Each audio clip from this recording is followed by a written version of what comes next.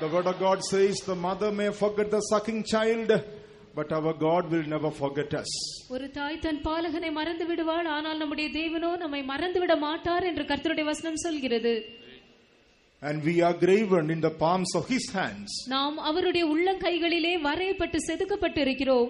No man can do any evil to us when we are in his hands. நாம் அவருடைய கரங்களில் இருக்கும்போது எந்த மனுஷனாலும் நமக்கு எந்த தீமையும் செய்ய இயலாது. Oh, that hand speaks about the will of God. அந்த கரம் என்பது தேவ சித்தத்தை குறிக்கிறது. That hand speaks about the anointing of the Holy Ghost. அந்த கரம் பரிசுத்தாவின் அபிஷேகத்தை குறிக்கிறது. When we truly worship our God in spirit and in truth. நாம் நம்முடைய தேவனை உண்மையாகவே ஆவியிலும் உண்மையிலும் ஆராதிக்கும்போது we are in the hands of God. நாம் கர்த்தருடைய கரத்தில் இருக்கிறோம். No enemy can touch us.